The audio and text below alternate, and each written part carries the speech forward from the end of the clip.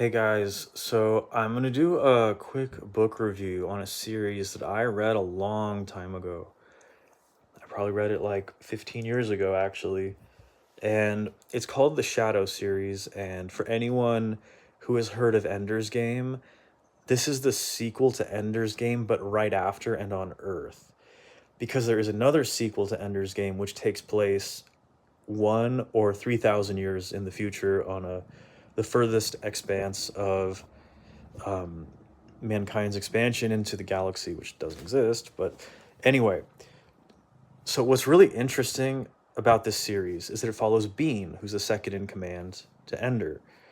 And so he's kind of like the main character. And I'm not going to get into the main story, which is kind of like following Bean, but sort of like the second main story, which is how Peter, think about it, Peter is Ender's older brother, oldest sibling, who was disqualified from space school, which is where they groom all the future commanders of the space fleet, which is what Ender happened to Ender, and he defeated the aliens unknowingly and all that stuff.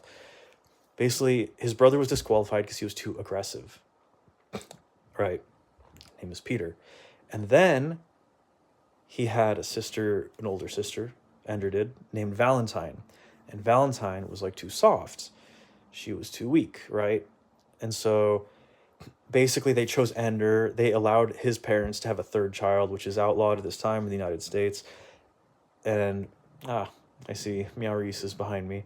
But basically, like, what happens is they they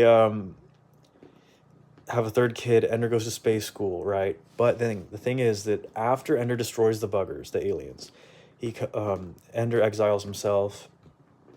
But things happen on Earth where Peter and Valentine basically use controlled opposition, Hegelian dialectic, to create a hegemony on the Earth.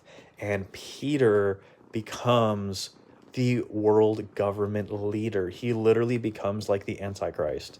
He like takes over the whole world with the help of Bean. And obviously in the book it's not framed as like the Antichrist. But what's really interesting is the political and military machinations that Peter and Bean use to take over the world.